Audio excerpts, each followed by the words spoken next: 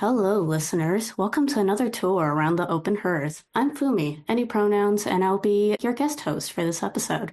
On this show, we bring a couple of members for the Open Hearth Gaming Community to talk about their experiences with a game they've played. Today, I have with me Jesse. Hey everybody, excited to be here. My name is Jesse. My pronouns are he and him. And we also have Mads. Hi, I'm Mads, she, they pronouns. Thank you both again so much for joining me for this episode. Let's go ahead and go around and have everyone tell us about their recent gaming experiences, what you've played or have coming up, and then tell us about a particular game that especially has your enthusiasm. Jesse, how about we go ahead and start with you? What have you been playing recently? Sure. I haven't been playing an enormous amount, but I recently just finished an Apocalypse World, a Fallen Empires campaign that you were actually in as well, Fumi. Sort of fantasy reskin of Apocalypse World 2E and had a great time with that. And I ran a one-shot of Heath using the zine supplement Blood Cotillion. It's a little bit tight to run as a one-shot. Felt kind of rushed, but be better with like 2 3-hour sessions instead of 1 4-hour session, I'd say. But it was a real good time. It's a fun little Forged in the Dark self-contained thing based on the bigger game Teeth. But the game I want to talk about today is Urban Shadows 2nd Edition. Urban Shadows is one of my all-time favorite games. I've run it a lot in both the 1st edition as well as the newer 2nd edition, starting with the Quick Start when that first came out more than a couple years ago now. The Kickstarter was a little delayed for lots of reasons, but the game is now out.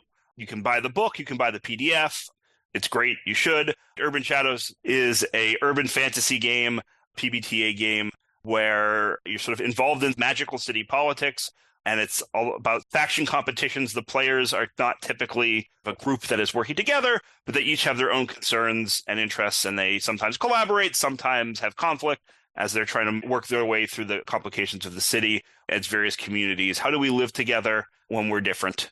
All of these big concerns. So I've run this game a lot, and I read a really, really cool book, Astral Weeks, Secret History of 1968 by Ryan Walsh, which is all about Boston in 1968, sort of the history of the counterculture in Boston. All kinds of interesting, wild stuff about the music scene, about psychedelic use as a way to sort of try and reach transcendence, just all kinds of cool, crazy stuff, kind of structured around the fact that Van Morrison was living there for the year, writing the album Astral Weeks. But it's all over the place. And I read this book, I'm like, this is an Urban Shadows campaign. There's like cool weirdos doing weird things in competition with each other. There's factions, there's groups that are trying to compete. So I said, this is really cool. I could make this into a campaign. I had to prep it. And Urban Shadows, I usually run as a very, very, very light prep game. The game gives you so many tools to put it together, to build your campaign in character creation. Typically, I'll choose a city, bring a Google map, and then we just run through character creation. And out of character creation, factions are created and connections are made. And the game gives you lots of tools to do that. Before we sit down, I'm doing zero prep, typically. But because this is a historical setting, I need to bring a lot more framework to the game. It's still not super heavy prep, but I had to sit down and say, okay, what are my factions? What's the framework? Who are the NPCs? It was pretty easy because I'd read this book and I knew a lot about the history. And I grew up in Boston. I knew the city pretty well. I had some fun stuff. Van Morrison as a Fey exile, the Velvet Underground as a bunch of folks who'd made a deal with the demon Andy Warhol to try and get ahead. Looking back, I'm saying, okay, this is cool, but it's still not an Urban Shadows campaign because there's a couple of things. Number one, Urban Shadows is about the city more than anything else. The city of Boston in 1968 wasn't just a bunch of white musicians and university professors experimenting with drugs, right? It's bigger and more diverse than what the book encompassed. And it was important to me to sort of make sure that more of the city of the time got captured. And so I did a little bit more research. I looked at what was happening in the civil rights movement in Boston at the time. What was immigration looking like? Who was actually living there? And urban renewal was very big. Immigrant neighborhoods had just been plowed over. Redlining was happening. So I added in a couple of factions that spoke to mostly the history of the civil rights movement in Boston that helped round it out to make it more complete Urban Shadows feeling campaign. I had a lot of nerves going into this because usually I'm taking stuff the players are giving me through character creation, right? They're invested already. And I had put this out in the pitch. People knew what it was, but also maybe they just wanted to play Urban Shadows. It's a pretty popular game. You don't always know why people are coming to your pitch. So I was nervous, like, are they going to buy into this? lots of the playbooks, lots of the character classes in the game require tie-ins to factions, and I wanted them to feel connected to the factions that they were tied into. If you want to make up your own, you can, or you can pull in one of these factions that I've created that we had in the character keeper. I gave them sort of like brief one-sentence summaries of some of the NPCs were, what the factions were. And I was thrilled when every PC was like, I want to pull into that faction. I want to pull into that faction, which was very, very exciting. But the thing is, so this is a historical setting. There are real people and real stuff that happened. And what does that mean when you're playing a fantasy game? So one of the things I wanted to make clear to my players is like, look, some of these people are real people. Van Morrison was a real person. Muriel Snowden was the real head of the Freedom House, which was a civil rights organization in Boston, right? These are real people. But what happens to them in our game doesn't have to be really what happens to them in real life, right? The Van Morrison in our game did just have the biggest hit of 1967 with Brown Eyed Girl and really did move to Boston to try and write this new record. But also he wasn't a fairy. And he was really an asshole. Maybe in our game, instead of writing Astral Weeks and putting out another huge hit record, he just dies, right? Like, we don't know, and that's fine. We are going to create our own history of 1968, drawing on the real history. And so we did that. But thinking about how to engage my players with this historical setting, some of it helped that there were people that they'd heard of and themes that they were interested in. And it was really cool. Some of my players ended up doing their own research and like seeing what happened. What I loved was we were at the beginning of the year, it was like February time in 1968. One of my players was like, hey, I just read about this really cool thing that happened after Martin Luther King's assassination in early April of 1968. There were riots all over the country. And in Boston, James Brown was scheduled to play a concert that night. It ended up basically as a way to try and calm people's nerves and get people not to riot. The mayor had it televised. He made a speech about this horrible, violent tragedy and everyone's mourning. And don't let that mourning turn to anger. Whether or not you think that's a good thing or not is dependent on your politics, but that's what happened. And in the end, Boston, like a lot of other cities, didn't have riots that night or that year. There were some major peaceful demonstrations the next day, which didn't go anywhere. A lot of the major incidents around civil rights activism in Boston happened in the 70s, actually. He brought this to me, and I was already planning on incorporating it. But it was really cool that the player was like, okay, I'm into this. I'm excited about it. I want to go and bring this stuff in. And so after we did a Time Passes, we started with that. And so we had those vibes of things teetering on the brink of violence. What's going to happen? Everyone's on edge. This concert is happening. This rally is happening. And they were able to play in that space and see what would happen. Do you want to try and provoke liberatory violence? Do you want to try and do something else?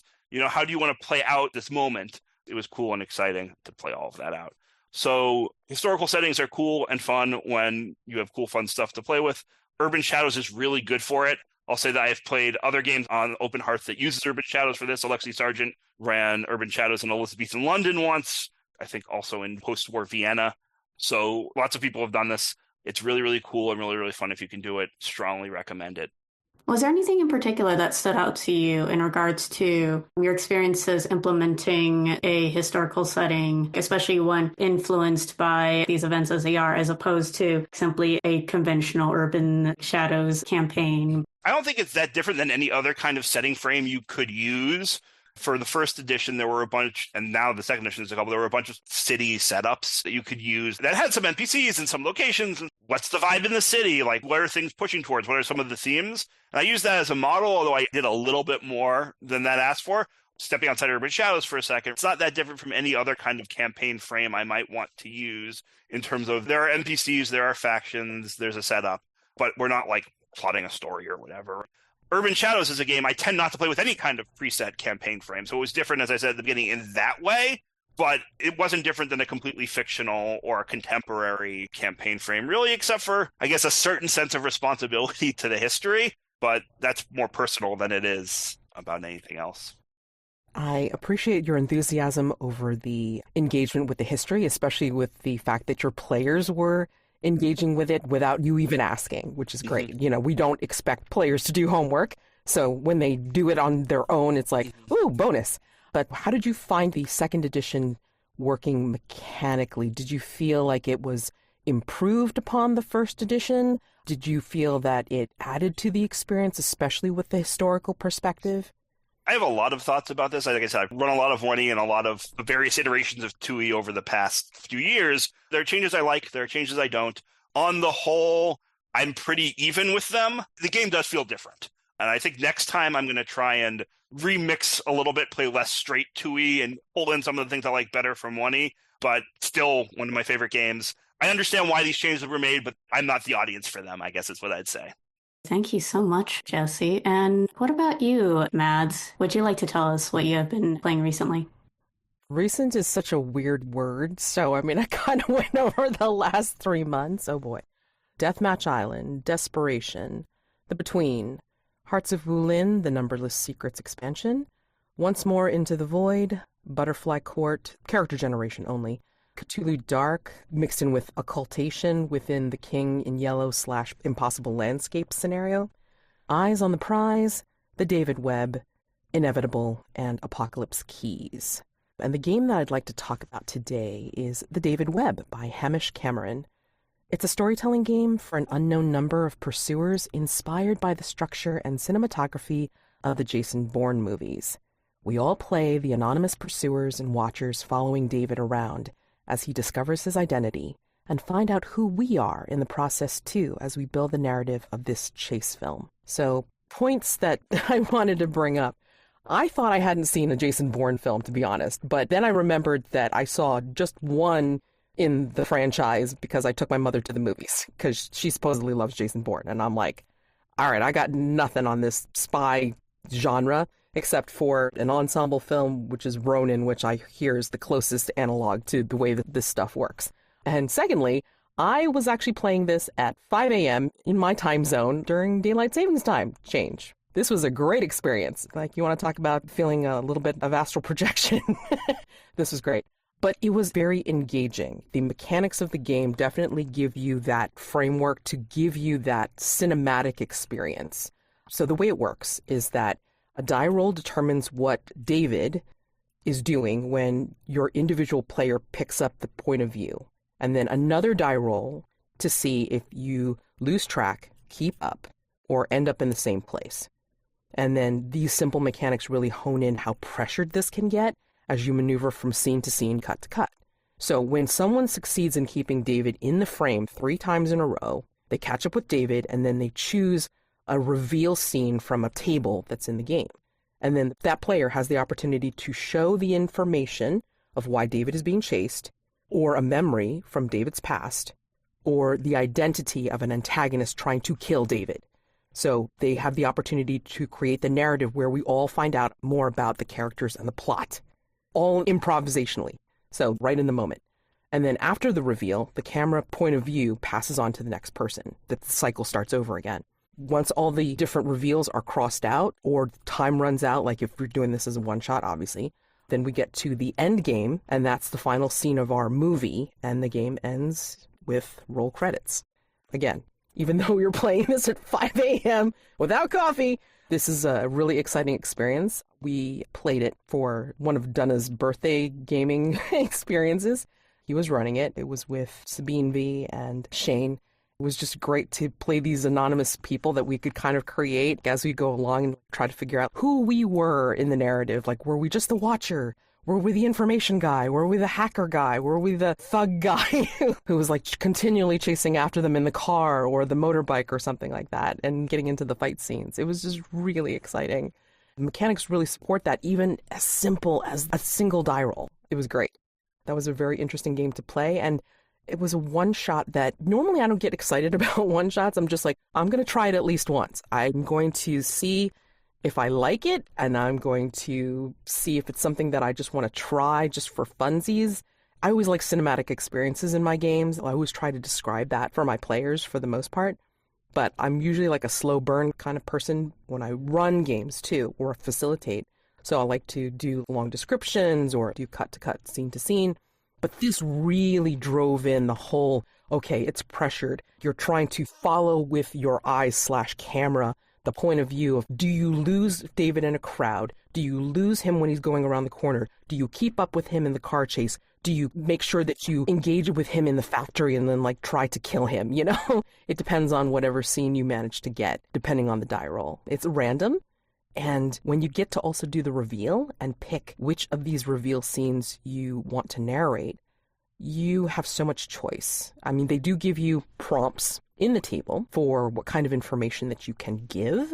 For instance, when you get to the option of killing David, you can start by telling the group of how you try to kill David, and then somebody else can describe how David avoids death in the scene and basically go around and do it. There's also different prompts for the time where people are trying to kill David. Burly thugs, suave hitmen, well-equipped government agents. So they give you different choices for these prompts, and it's just really engaging and very possible within this movie that you're creating on the fly. It's not like it makes you do all of the legwork or like you have to do any prep whatsoever, which is what I love. Because, again, if you're running on empty, you want a game that you can definitely pick up and play. Were there any particular reveal scenes your group had in particular that came as a twist or surprise? Because I imagine these movies, they love to throw that twist at you and everything. Did you have any reveal scenes that felt like that?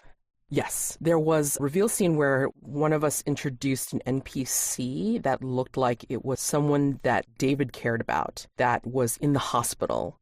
And then that developed into further scenes later on where it looked like he was searching for records of her and finding out that she had some kind of terminal illness. I think we found out that either she was being tested or she was being experimented on or he was being experimented on.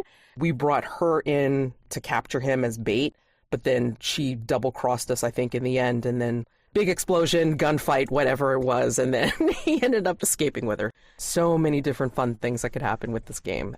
So I would definitely try to facilitate this myself at some point. And yeah, definitely a one-shot I would want in my back pocket. Question about how it's tuned in timing and pacing. What happens when you get your 3 POV changes every time there's a reveal? Does it stall out, or is it mathematically tuned so that you're going to get those 3 in a row relatively frequently? What are you doing when you're not on David on camera? Basically, if you have a miss, you get a token, and you can give that token to somebody to be able to raise their roll and be able to do the next grade up. If they can't keep up, then they can always go to the next level, which is be able to keep up. If they can keep up, then you can have them go to a reveal, whatever the next tier is. We can give each other tokens to build up to a next scene. And when you do a reveal, you automatically get a token that you could pass on to someone else. You would get a token that you would assign to one of the other players. That sounds so fun. The dice would certainly betray you at some point, but the token currency, I think that's why it doesn't. Was it a 3-hour one-shot? I believe we managed to do it within 3 hours. It says that you can do this with 3 to 4 players in 2 to 3 hours. Given the way the die rolls work, I can see this kind of quick pacing because, again, it's supposed to be cinematic quick shots. You're not really stopping for anything. The only way that you're really taking a pause is when somebody's trying to think of what the reveal scene is or picking the reveal scene that they want to say. Did the game experience itself, did it ever feel rushed? Did it fit in perfectly given the premise? I would have thought it would have felt rushed because when I saw that 2 and 2.5 hours or whatever, I'm like, no, that can't be. But then we played it out. I was like, this really works. I was amazed. The fight scenes just felt really organic because when you got to pick what happened in that particular scene, got to engage, then you could do whatever. And then, of course, you would fall into the trope. Maybe you're in a factory and like you get them on the conveyor belt and then that close call didn't feel rushed. It felt like it was keeping with very cinematic pacing because, again, with the way the dice rolls were working, cut to cut to cut to cut, scene to scene to scene, but it felt like it was explaining the actions appropriately. Now I feel I need to play the David Webb. I will mention that there's also a page of genre tweaks as well.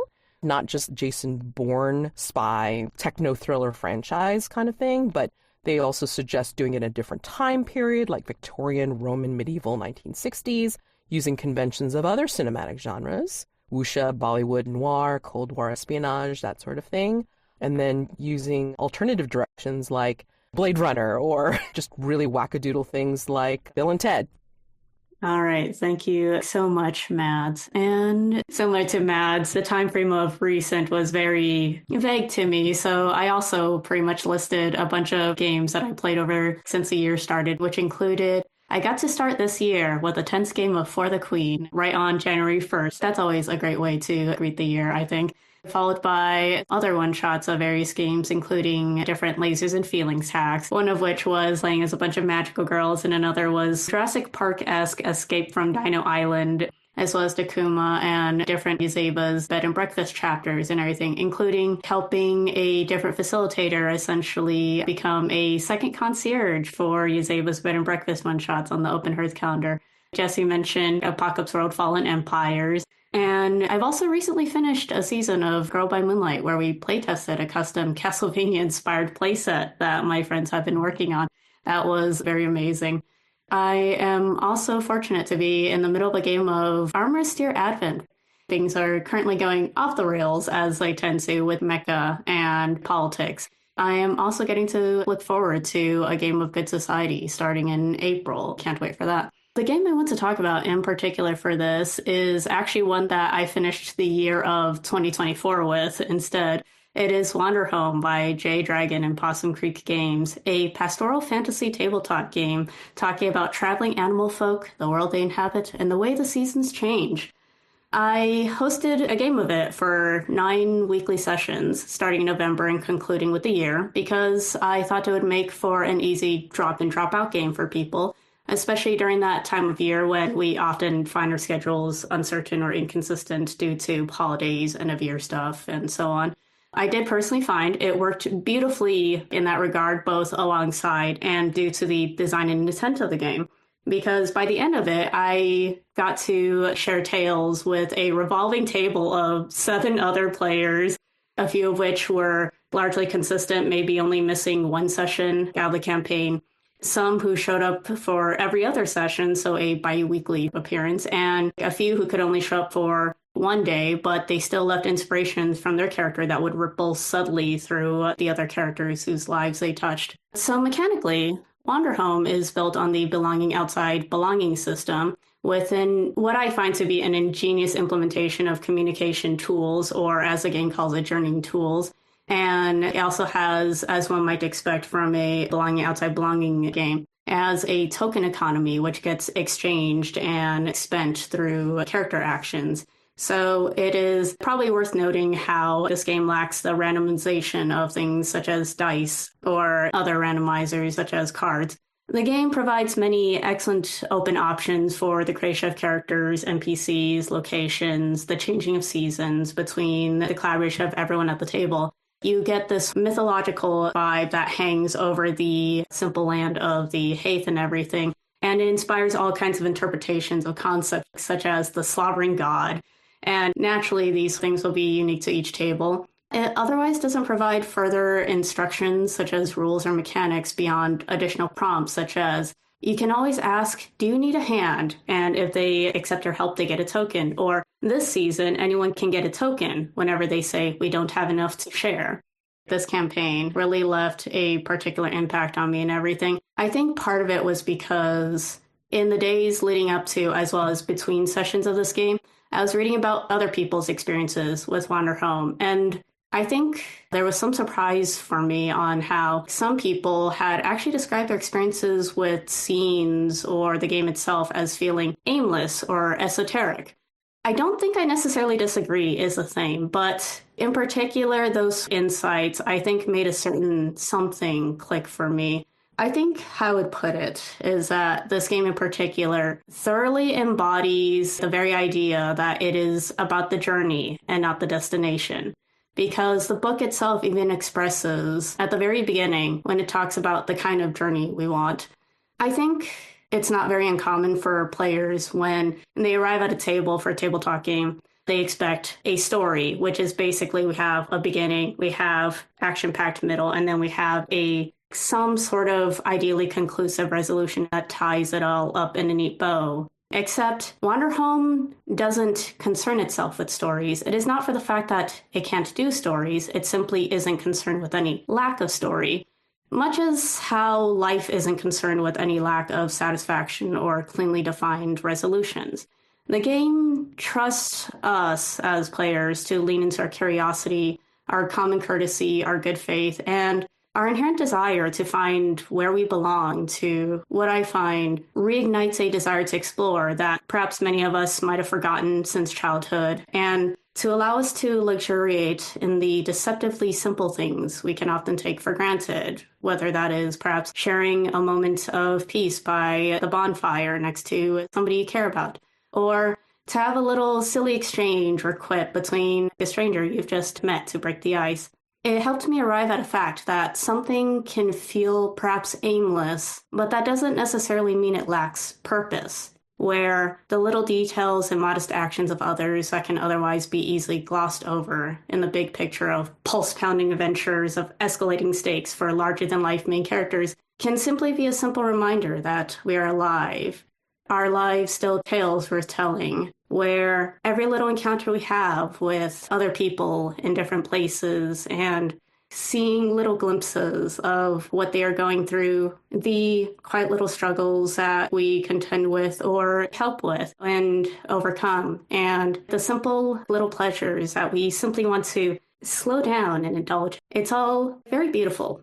I think it really embodies itself with this particular quote from the Book of Wanderhome about our journey, which is to say, most books contain stories within them. They often know where the story will go and what exactly will happen, but one must be careful with stories. They are violent and cruel things, after all, full of heroes and villains and triumph and conquest. Stories are for kings and dragon slayers and for the blood-soaked hungry blades. It is easy, I have found, to seek to imprison the world inside our stories, to glorify the lives of powerful men, to celebrate their victories and mourn their tragedies, to build a reality where everything ties up neatly with a bow, and everything makes sense. There is a comfort in stories like these, disconnected from what it means to be alive. But I'm not here for a story. I'm here for the journey. End quote. I imagine this to be a vital point that can be missed or forgotten, that Wanderhome isn't concerned about us experiencing a story with true beginnings or clean endings or well-defined hooks. Rather, we experience the little joys we forget to slow down for, the poignant sorrows. We see the intersections of different lives and perspectives on their journeys, the lasting impressions that can cascade from even the most transient creatures as we travel along, silently asking ourselves, where is my home? I have a big belief in serendipity, certain things just coming upon you when they're supposed to. I found out about this book that I have gotten, but I haven't started yet. Tiny Experiments by Anne-Laure Cunff, who's a neuroscientist, and it's about how we've lost our curiosity in this goal-obsessed world. I feel like people don't remember one of the first things to remember about belonging outside belonging games, which I believe is it's a slice of life. It's a slice of these characters' lives that you create, and they're in situations, they're in scenes, or whatever that particular game is calling those places that they're in, and they pick these scenes up, they play them out, and then they put them down when they're done with them for whatever circumstances they're in. And again, we're just seeing a snapshot of what they're going through. And as you say, it's just like their life, their journey. And like this book is supposedly about just finding the curiosity again, like not being concerned about this is the destination, this is my end goal, this is my thing that I have to do. This is more of, let me try this out. Let me see what happens.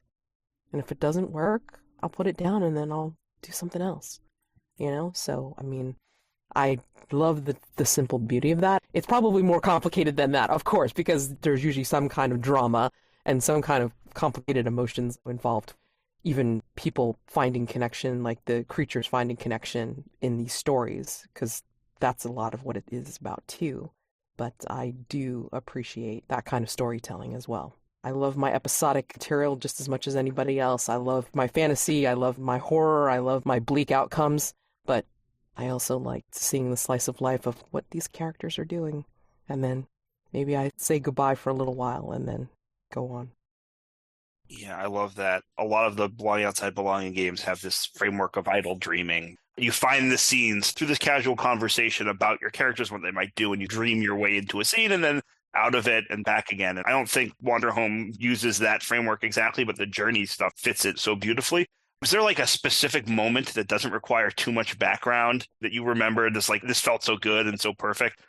I think you'll notice I didn't go into any specific moments because I will confess that was much of the campaign for me. It was so full of life and sincerity and simplicity and honesty. And also the little troubles or insecurities that the characters go through. I think I would like to give a mention to the very first session. We were visiting a port town that was setting up for a flower dance festival, and one of our players was the dancer. At the end of the session, we had the festival playing out, and the dancer character, Maureen, shout out to Kay, was having what was essentially her last dance with the party and everything, because this was going to be the only session that she was showing up for. Maureen was expressing a sort of joyful sorrow that I felt really emulated a sweet partings sort of vibe of, this may be the last time we see each other for now, but let us not say that it's over. That is so sweet. Amazing. I love that. Let us go ahead and continue on to our other segment where we ask everybody to talk about something that is giving them life right now and why. Jesse, would you like to tell us what is giving you life currently?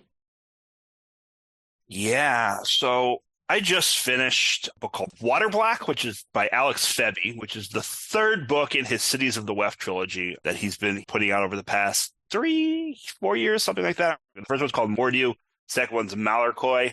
They're probably my favorite fantasy thing that I've read. I read a lot of fantasy in the past bunch of years. It's deeply weird, very ambitious. The first book starts out as this kind of Dickensian fantasy city, following this urchin through the slums as he joins a gang and learns about stuff. And then we keep on getting these perspective shifts, zoom outs and zoom ins, and you learn more about the world and what's happening. And it's weird. It's very rich thematically. It covers stuff like parent-child relationships with the living or the dead, what it might cost to pay those debts. How do you acquire and use power, and should you? What's God all about anyway? What is meaning in life? Really big questions in the context of this wild adventure story with magic creatures and pirates and magicians and dragons. That makes it sound like a more conventional fantasy world than it is. But there are dragons, a little on the edges. The world in this book is also a hard place, but thinking about what the fabric of everything kind of is in the context of a fun, exciting adventure story that also tackles some of those big questions. It is so weird, but so good. Recommend strong. That sounds amazing. Mads, what about you? What is giving you life? I'm currently in a series of Inevitable, 2 episodes so far. Inevitable is the doomed Arthurian Western TTRPG by Soul Muppet Publishing, and our GM, Ben Bond, is allowing us to explore this sandbox. High drama. We took out a mage who got possessed by a ring of fire, and I got possession of the ring of fire, and I suppressed it, and I got asked by my companion to be able to see it, even though I knew that was probably going to be a bad idea, and I had to try to make sure that she didn't see it, and that was pretty stressful. We also had the opportunity for individual side quest play-by-posts while in the city that we were bringing the ring to. So there was the opportunity for mechanical gain and lore drop enrichment. So there's some really cool things that our GM is allowing us to do in this game, which is awesome. And I also finished my write-up for my original Mastermind and associated threat last weekend for a new series of The Between that I will be posting on my YouTube channel, Madeline Colley, in a few weeks. The first episode was recorded yesterday. It's exciting because not only am I playtesting it in real time, but it is appearing in the Carved from Brindlewood community fanzine called Sprigs and Kindling upcoming issue this month. So it will be out there for others to see and playtest too if they want. So I'm kind of excited and dreading at the same time because damn, if public viewing is not critical and also scary, but excited, life-giving. Definitely, and also sounds very heart-pounding. I can only imagine the crunch time stress you had with that. As for myself, I think I'll be a little bit cheesy here and say I am looking forward to and have been enjoying all the games I've been in and everything. The Open Hearth Discord is gaining more life again. I love seeing that we are slowly also getting more people who are getting into facilitating more games on the calendar, from new people that are joining the community with enthusiasm. For example, I'm seeing one of the newer members, Laura, just recently posted a 4-shot of Triangle Agency, and I am certainly hoping that everybody is enjoying that. That reminds me, I need to actually get into a game of Triangle Agency at some point. Perhaps because I decided to talk about Wanderhome, I'm definitely reflecting on all the little things in life and taking simple joys in that, whether that is a good cup of tea or actually getting a good night's sleep and waking up feeling refreshed and little things like that. We have little trying times and everything going on in our world. Sometimes try to indulge in as much of the little personal victories as you can. All right, listeners, that's it for our show. Jesse, where can our viewers find you? I hang out in the Open Hearth Discord. I think that's a great place to find me if you're looking for me. I'm Jesse Abe. And what about you, Mads? I'm Madeline Colley on YouTube, Discord, and on Blue Sky. I would like to thank you both again for showing up on this episode with me. It has been such an honor. This Open Hearth podcast is a production of the Open Hearth Gaming Community. We have an online gaming calendar where folks can sign up. If you enjoyed the show, please consider supporting our Patreon at patreon.com/openhearthgaming. We also have a Discord. We are on Blue Sky, Tumblr, and Mastodon Dice Camp. And you can find out more about all of that on the Open Hearth Gaming Community at openhearthgaming.com. Please consider rating, subscribing, and reviewing our show. It really helps the community out. See you later. Come play games with us, please. As it says in the title, open and full of warm people. So please come and play games with us. Join our calendar, join the Discord, and find out what we're all about. Thank you all again.